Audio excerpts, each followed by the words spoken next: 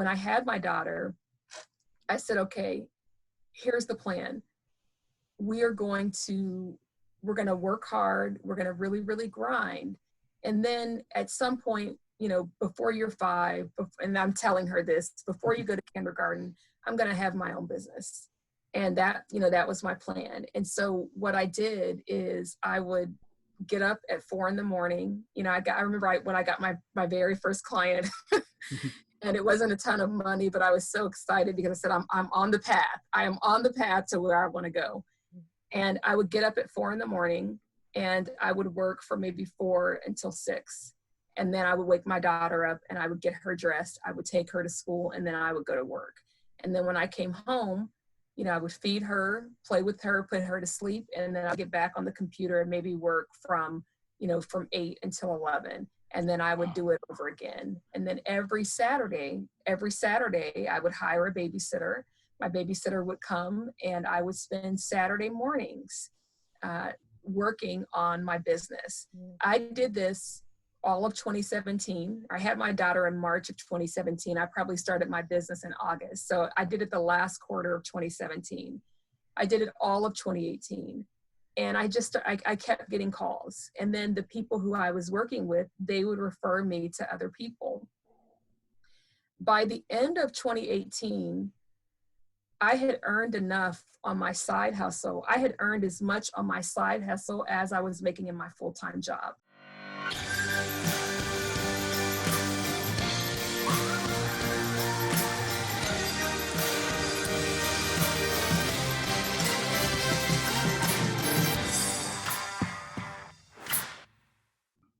All right, welcome to the Path Distilled. I'm your host, Kevin Harris. My co-host is Lauren Tashman. Hi, everybody. Welcome to the show today. And I'm so excited today to have Jennifer R. Farmer. She's known as the PR Whisperer. She's an author, PR guru, one book already out, and she has another one coming out. So Jennifer, welcome to the show. Thank you so much for having me, and I'm happy to be here. Can you tell us a little bit about who you are, a little bit about those books you've written, and anything else you want to share with the listener up front? Sure. So I'm known as the PR Whisperer, and part of that is because I've spent most of my career working on behalf of social justice organizations and helping to ensure that their message was communicated to the world, to the media, and also to people who care about those respective audiences. So I've been doing this work probably for about 18 years. And after 15 years, I thought, okay, you've had some pretty incredible experiences and you've learned a ton throughout your journey. Why not document it in a book? So I wrote Extraordinary PR, Ordinary Budget, and that was published in 2017 by Barrett Kohler Publishers. And that really was a case study of some of the lessons I learned throughout my PR journey in terms of how to take an issue that is relatively obscure and bring it and push it to national attention.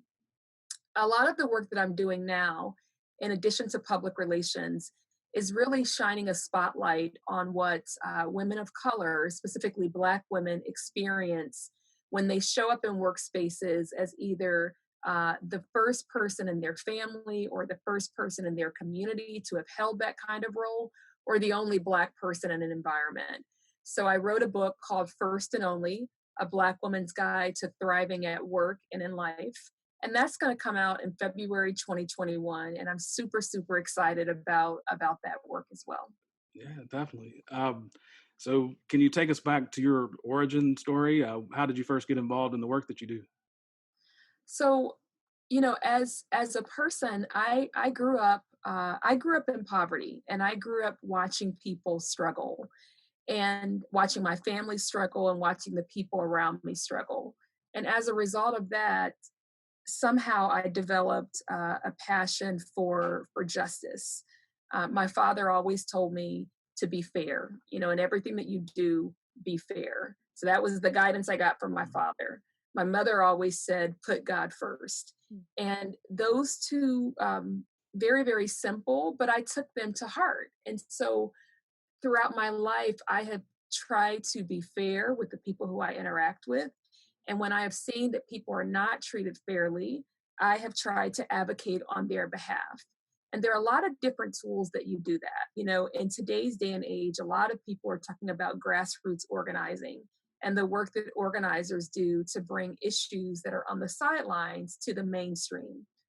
One of the best organizing tools that I can think of is strategic communications and public relations. I believe that there are not enough companies that are committed to doing good, even when no one is looking. And so I kind of view public relations as a tool that can promote accountability, that can increase awareness. And one of the ways that I got started is working for Lutheran Social Services of Central Ohio, and I was doing marketing and public relations work for them. They had a food pantry, they had assisted living facilities, nursing homes, and they really wanted to do good. And so when they hired me, I said, okay, well, here's an opportunity to use this skill set to help people who are truly in need. And so that's what I did. From there, I went to work for a labor union, and I worked with, my territory was Ohio, Kentucky, and West Virginia. And I worked with really beautiful people, and all they wanted to do was to be able to take care of themselves, their communities, and the people they served through their nursing home, through their hospital, through their library. And again, communications was a way that I could help them share information about their work, about their experience, also about their injustices. So those positions kind of started me on this path to using public relations to support others. Wow. And so do you think those early experiences when you were young really set the stage for the work you did later in life? Absolutely, absolutely. I say that, when it comes to public relations, I cut my teeth working for a labor union. And one of the reasons that I say that is because when you are helping tell the story of people whose very existence depends on whether or not they are in a safe environment, a safe working environment, whether or not they're earning enough to do what they need to do, there's a lot of pressure to succeed. There's a sense of urgency. There's a sense that if you don't make one more call, someone's not going to get what they need. And so I learned a lot about public relations during that time. I learned a lot about how it impacted the lives of everyday people. And there was a sense of accountability that I learned during that experience. I mean, at that point, the union had maybe 30,000 members, and it was not uncommon for me as the communications director to get a call from members, saying, hey, what are you doing to tell our story? Or, we saw this article, we saw you quoted, we think that you missed a part of it, and we think this is what you should be pushing. So those experiences were really instrumental in helping me think about how to hone a craft and how to use it for the benefit of others. And so you've worked with some people in, I guess, the legislature of Ohio as well. Did that come later, or was that before? That was actually before. Okay. So one of my first jobs out of college was working for the Franklin County Clerk of Courts. And I was working in a Republican administration, and I was verifying arrest warrants. So that was my job. Deputies would call in, and at that point you were in a room and there were all these filing cabinets. They would give you a case number or a name. You would pull the file and you would let the deputy know whether or not that person had an outstanding warrant. And so that started my career. That was my very first job out of college.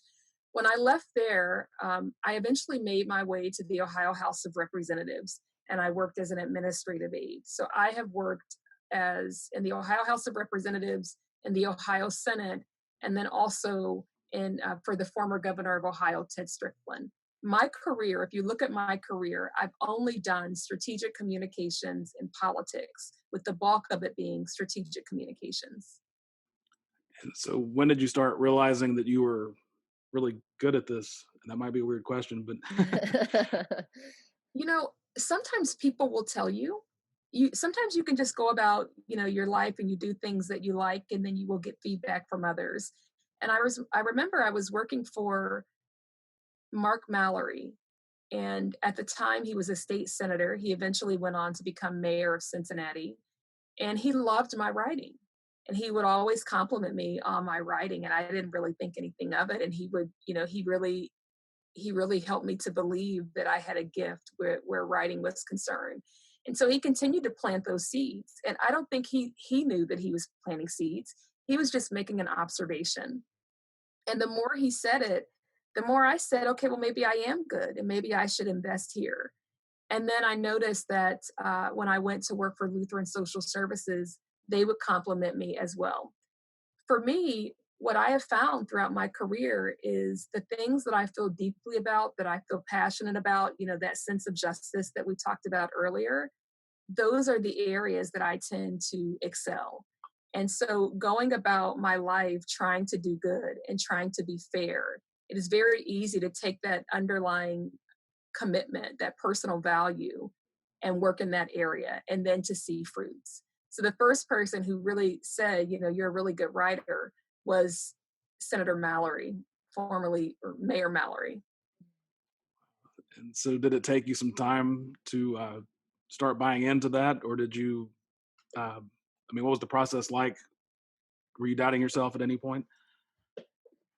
It's funny. I think whenever you've worked in an area for any length of time, you'd be lying. I'd be lying if I didn't say that that I didn't doubt myself, and that from time to time I still don't question, because every experience, the first time you meet that experience, you're wondering, does the skill set that I have, did it prepare me for where I am? And can I have an impact?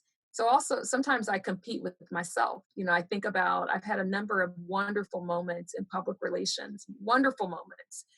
And you think when you're in that moment, you think, wow, this is great. Am I ever going to top this? And so for me, I compete with myself.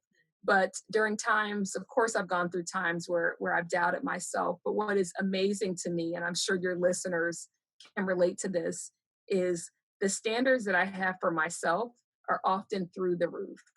And I will do something for a client and I will think, oh, that's no big deal. And they will be so appreciative. And I'm thinking, okay, but I'm just doing a little bit. I really haven't even started to flex. So whenever I start to doubt myself, I do think about that feedback, and I do think about the standards that I have for myself and also what other people expect.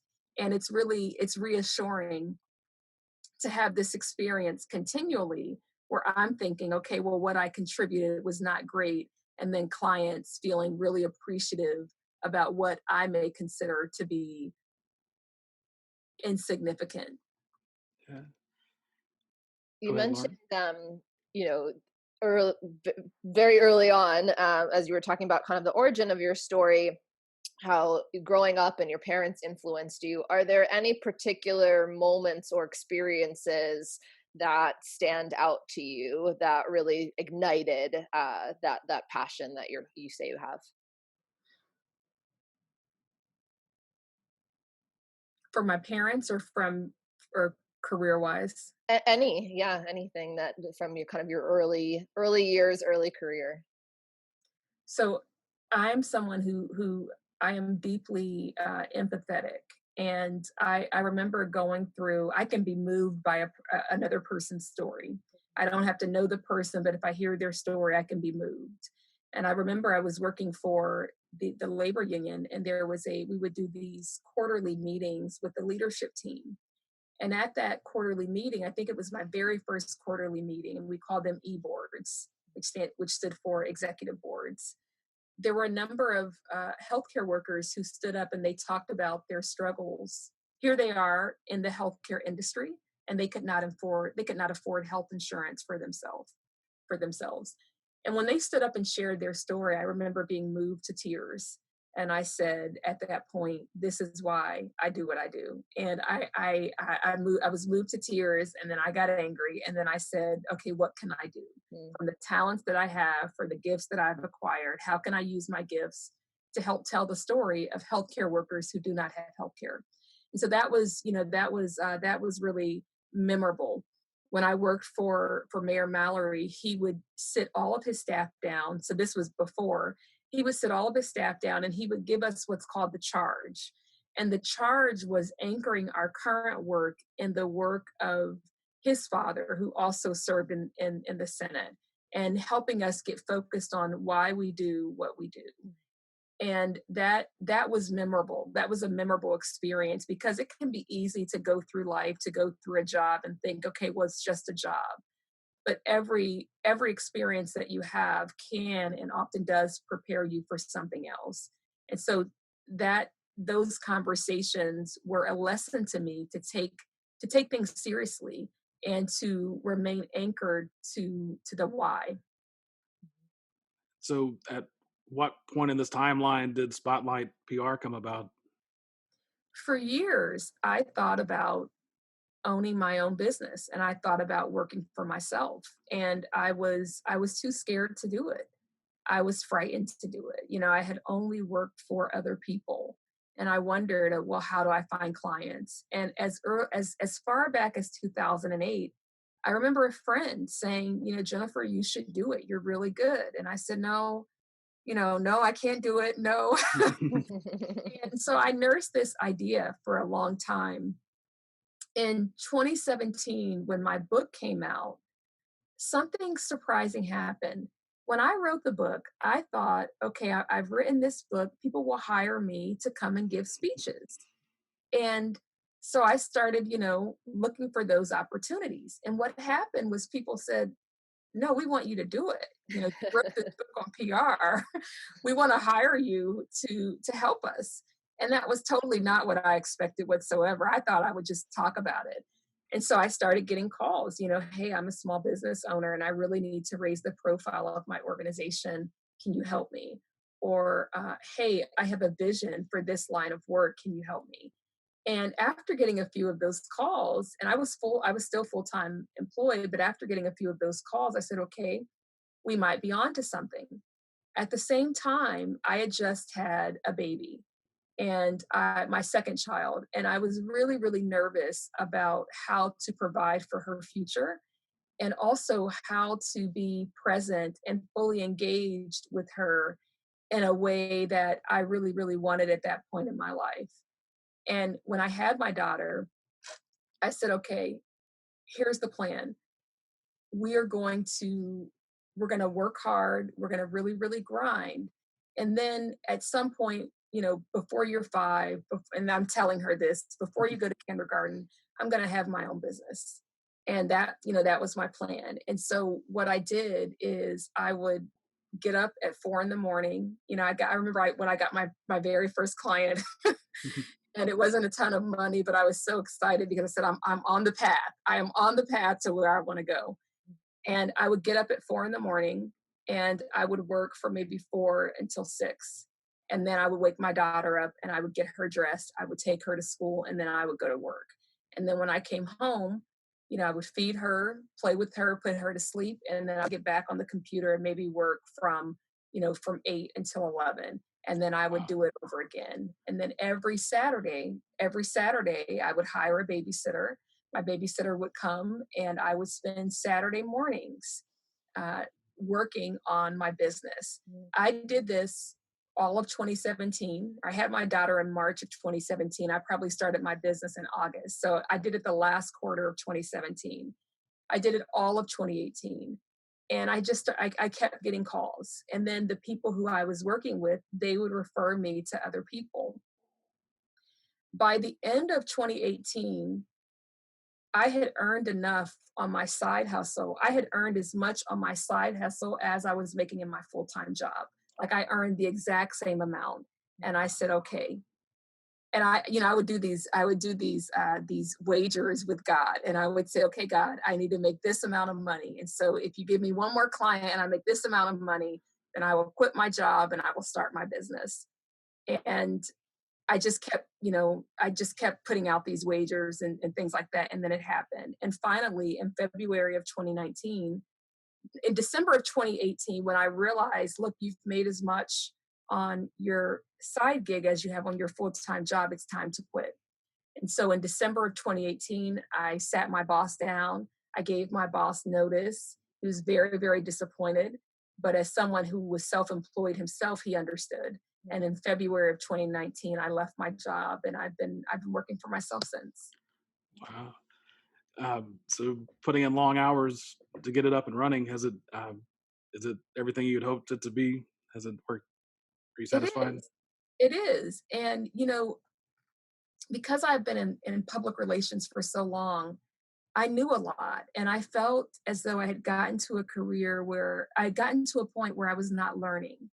When I started my business, there's so much to learn, from pricing appropriately, from, knowing what to delegate and what to maintain, from working on your business versus in your business. So I have learned a ton. And it's been it's been more than what I could have imagined, because sometimes when you have an idea of something, you don't know what it's really like until you walk that path. And so there were a lot of things that I could not have known until I started this journey. And so you have worked with celebrities as well as activists. So perhaps both. Was it surreal getting some of the clients Oh, that you've worked with? definitely. Definitely. It was very surreal. And most of the people who I have met, they have come through existing clients. So a lot of my business is I've worked with someone, you all hire me, and then you tell your friends. And I remember, I like to say I'm somewhat of a square. Like, I'm not the most popular person at all. If there's a party, I'm probably going to be a little bit socially awkward. I'm going to hang out with one or two people who I feel comfortable with, and that's going to be it. And I remember one of my clients calling me and saying, "Hey, I have someone. I think he needs help, and I'm wondering if I can give him your number." And the client is Michael Render, professionally known as Killer Mike. Yeah. And I said, "Sure, you can give him my number. Why would you ask that?" And my client said, "Well, I know that you're very sensitive about your number." And I said, "Right, but you could give him my number." And for me, when I think about a client, I want to help. I'm drawn to people who need help, and who realize they need help, and who are open to feedback. And so I remember she connected us over a text message, and uh, when we spoke, he wasn't entirely sure, and we agreed to meet face to face. And then we also agreed, that he had a concert coming up for his band, Run the Jewels. And he said, "Well, you'll come to a concert." No, no, I'm not going to come to a concert. It's going to be really strange for me. I'm going to be the odd person in the corner. And he said, "No, you have to, I want you to consider it." And so I said, "Okay, well, who can I get to go to the concert?" So long story short, me and one of my friends went to the concert. We had a ball. I mean, it was so much better than what I could have imagined. And I think by the end of that week, he had hired me. And, you know, this month alone, June has just been insane in terms of some of the conversations that I've had with people who I never thought I would talk to. And I'm not going to disclose it now, but I've had just some really weird, wild things happen this month. And what I tell myself, and the way that I ground myself in those experiences, is everyone is human, regardless of how much money they have in the bank, regardless of the experiences that they have had. They're human, and they want to be treated as such. And so I try to remember people's humanity, and I try to find areas where there's some relatability, and then hone in on that. But I try not to put people on a pedestal. I'm very respectful of what they've accomplished, but I want to be the person in their circle, the person in their camp, who treats them like people. I want to be the person who tells them the truth, even if the truth is uncomfortable. Sure. And it reminds me, I've worked on a documentary project for a separate project, but two things you mentioned, I noticed, a, they have people that are fawning over them all the time. They Right. don't want that from the people that they're working with. The other part is most of them, many of them, celebrities that is, are as eager to help as anybody. Their access that they have and the thing they have to offer is sometimes much greater. So it's human nature of people wanting to help. It's just what they have to offer, kind of as a magnitude is greater sometimes than what the average person might have. But yeah, it's like you said, they're just human. They're human. And I made a promise to myself that if you hire me, I'm going to tell you the truth. You're not going to hear it from people in the street. You're going to hear it from me. Now, whether or not you receive it is up to you. But I will not have the people who I care about, the people who trust me, I will not have them, walking out of the restroom and their slip is showing. I'm going to find a way to tell them the truth. If you're looking for someone who's going to be a fangirl or a fanboy, that's not me. But if you want someone who's going to be respectful, but also going to tell you the hard truths that will help you improve, then, I'll sign up for that any day. So are you taking new clients? Oh. I'm joking. Well, kind of. So I know you have limited time, so I'm going to jump. Lauren, did you have something you wanted to Yeah, jump I in was there? just curious, we're in obviously a very interesting time period. We've just come from an interesting time period too, with not that long ago a focus on gender equality. Now we have, a pandemic and a true focus, hopefully, on equality and with the whole Black Lives Matter. So I'm curious what your experience has been like along your path of being a woman trying to do this, of being a Black woman trying to do this. Could you share a little bit about that with us? Sure. So, as a Black person in America, you are often in settings, probably always in settings where you are the minority in the room. And this commitment to justice, I have always tried to say, okay, well, what needs to be said that would not be said if I were not here? And what is my perspective as a Black woman, as a Black person, and as a woman? And so, even for my friends, for my white friends, I say, you know what? We're always going to talk about race because that's a part of my experience. And one of my girlfriends, she said, you all and your listeners may be familiar with Tyler Perry's character Medea. Well, when that first came out, my friend Amanda, we've been friends for over 20 years. She's a white woman, probably 21 years.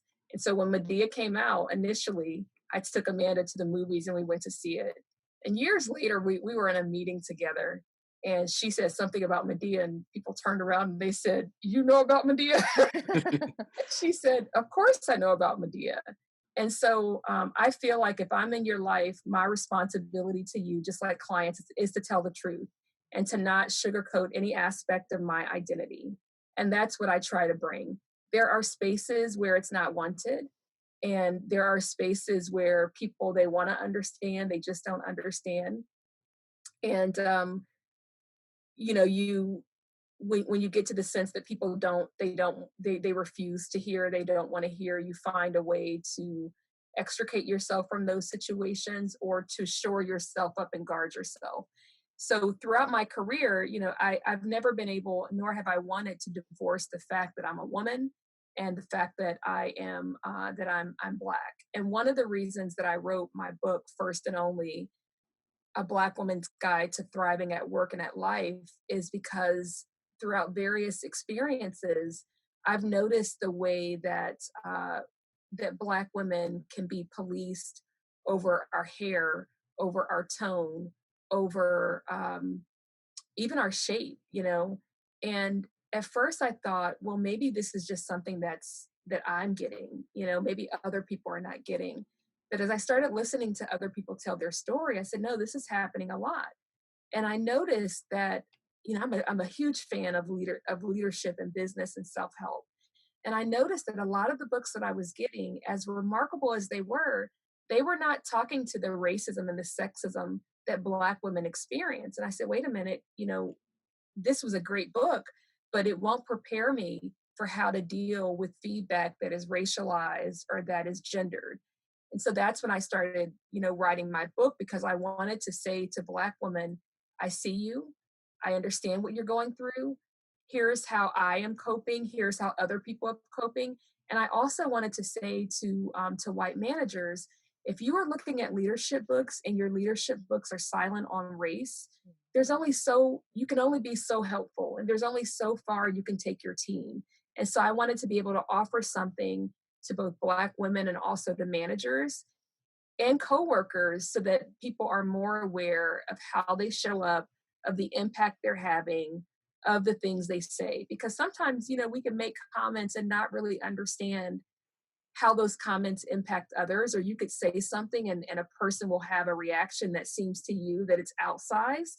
But if you don't have the context of that person's experiences, you may not understand. And so that's what I have been trying to do with my book.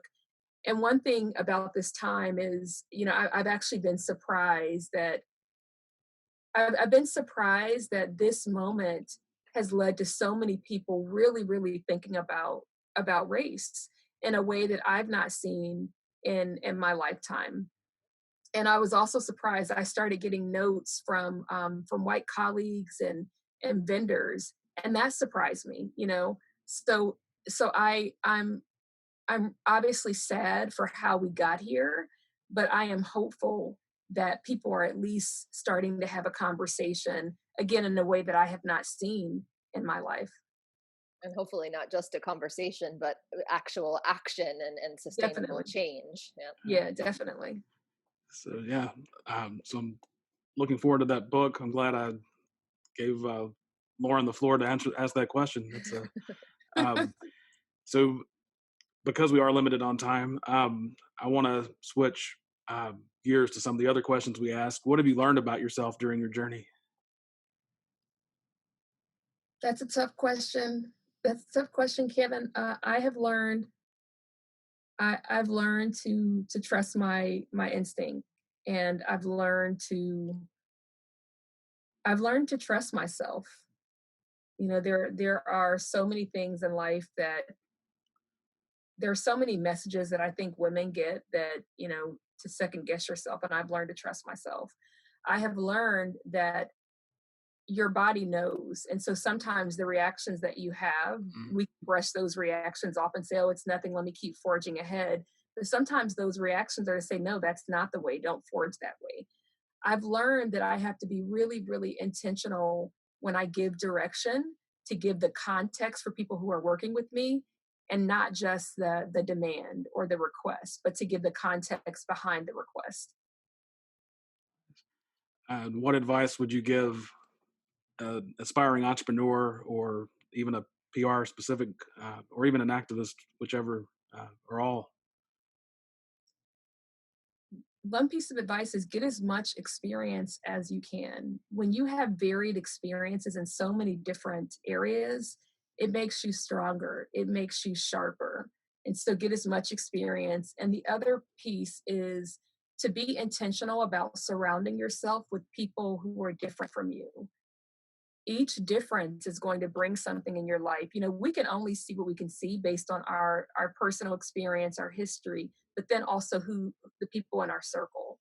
And so I would encourage people to be intentional about ensuring that your circle is diverse in many different ways. And Lauren, it looked like you were wanting to ask something every time I ask a question. You're asking good questions, so I'm enjoying listening. What do you think are the keys to your success, or the keys to how you deliver your best work for your clients? So the keys to my success is I work really hard, you know, and I work really hard. And another key is when I believe in something, I will fight like hell for it. And so that has been a key to my success. Another key to success in terms of clients, and I think it's like a sweet spot.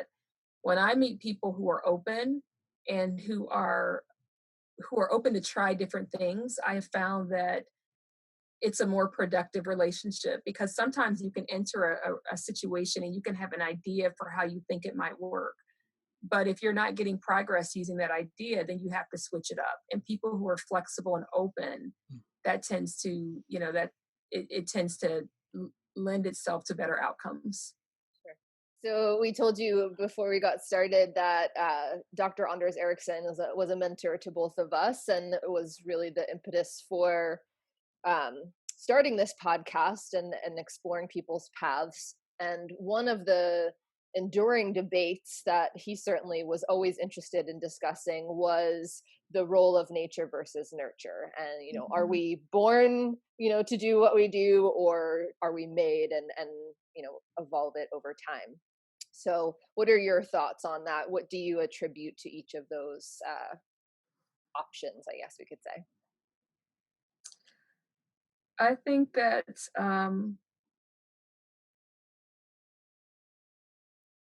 I think nurture has a lot to do with it. I think you aspire to what you see and to what you become and to what you're exposed to.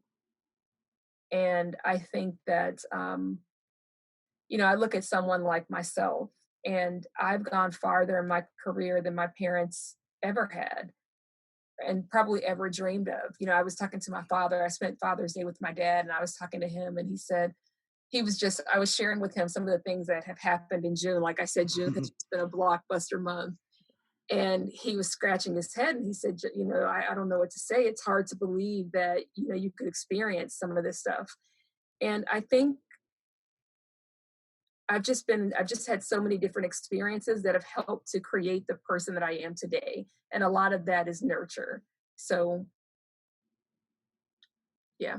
So I lean heavier on the nurture side. Nice. Anything that we haven't asked that you'd like to share with the listener?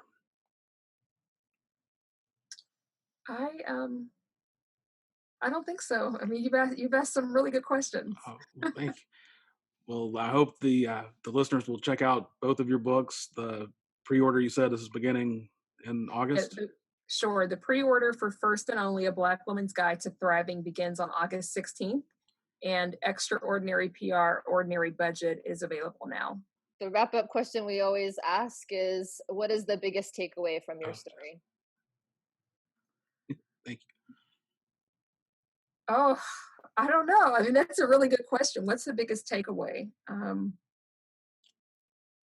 I think never underestimate someone who's determined. Sage Great advice. Yes, absolutely. I mean, never underestimate someone who refuses to quit and someone who's determined. And for me, I faced a lot of difficult challenges, but I refuse to quit. I may be down today, but tomorrow morning I'm waking up with a fight. And even if that fight is a meager fight, with like one fist, I'm still going to do something that's going to get me closer than where I am today. That's great. Thank you so much for sharing that. I love that last part. Thank you so much for having me. Thank you so much, Jennifer. Thank you. Take care. The Path Distilled is hosted by Kevin Harris and Lauren Tashman, created and produced by Kevin Harris. The content is copyrighted by the Path Distilled, all rights reserved.